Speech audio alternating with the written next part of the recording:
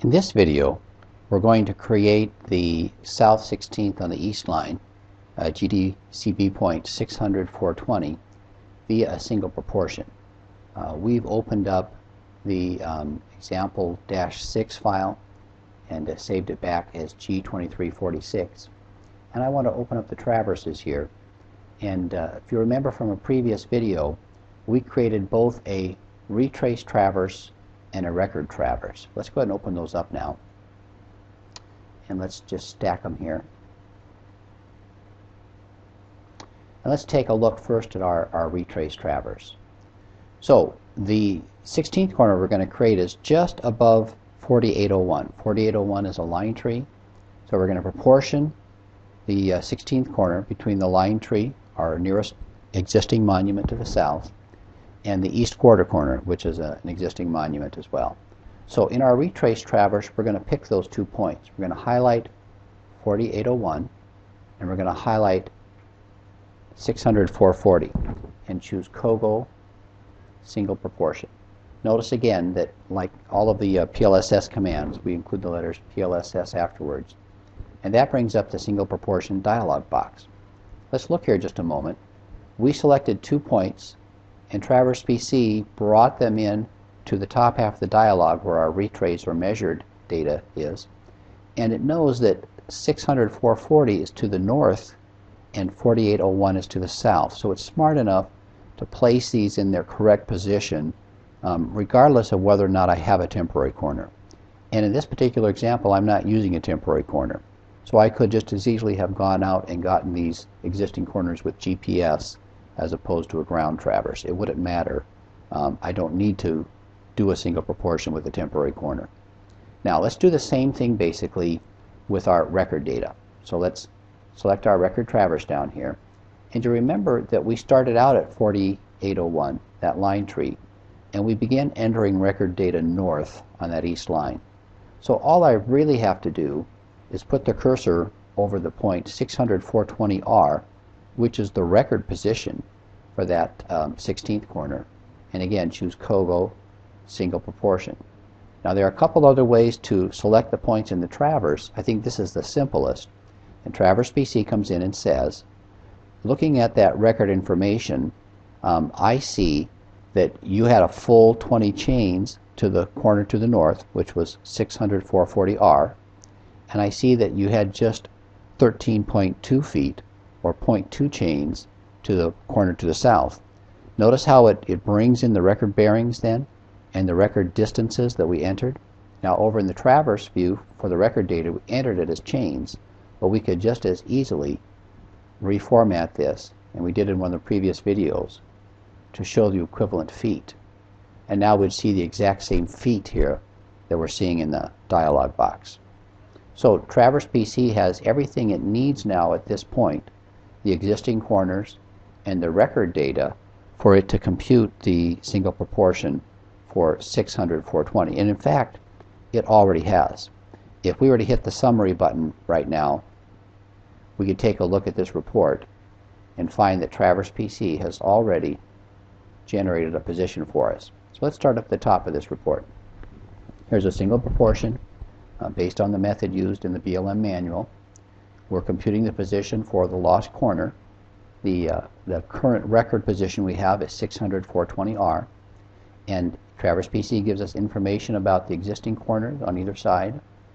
We come down and we've got record data, and of course the distance factor that we have to use to proportion it in.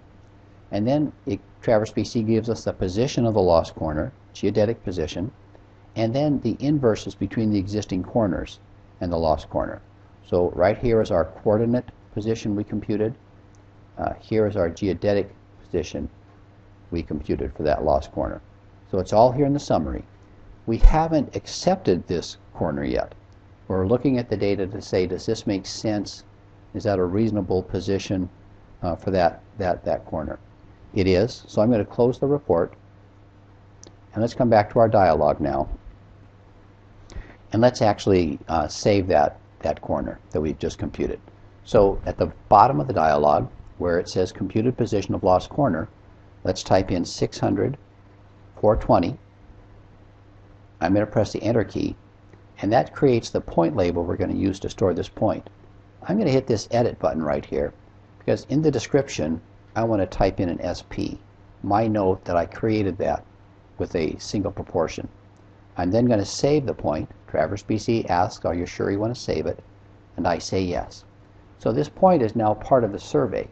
If we were to go over to the point view over here and scroll all the way down to our GCDB points, I'm going to be able to find 600, 420, and notice the description I put on it in the edit dialog box. It's here in the point view.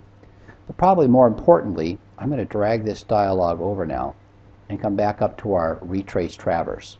And let's go ahead and insert that point into our retrace traverse. I'm going to highlight the east quarter, press the insert key so that the point goes in between the line tree at 4801 and the east corner at 600, 440. And let's just go ahead and type in our GCDB point number. Traverse BC says that point already exists and allows it simply to recall it.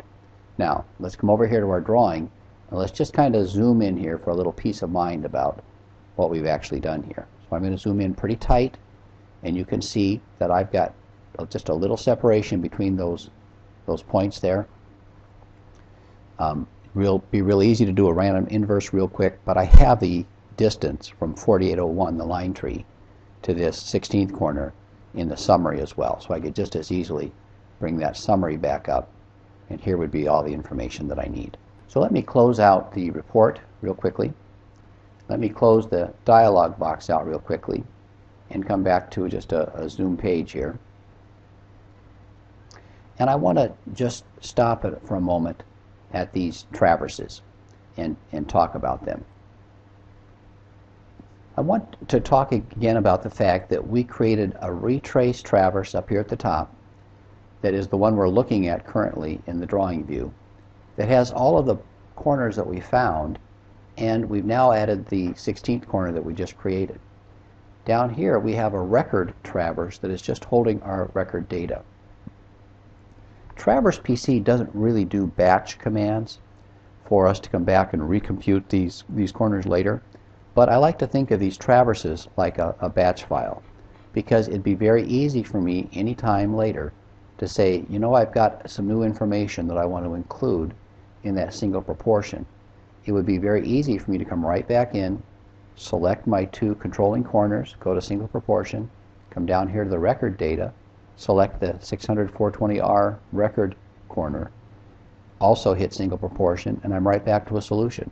So really in a matter of seconds I can recompute those corners. And we talk about these corners having wheels until we finally nail them down and say I've searched all I can search, I've found all the existing evidence I can find, and at this point now I'm going to create a new position for that lost corner that really is lost, and I'm going to just hang my hat on that position. And that would be the last time I computed that single proportion. But I could continue to update that as needed right out of these same two traverses. And I think it's enough to have, for the most part, to have one retrace traverse and one record traverse that contain all of the computations that I need, or the data for the computations, to compute these lost corners in this section, for instance.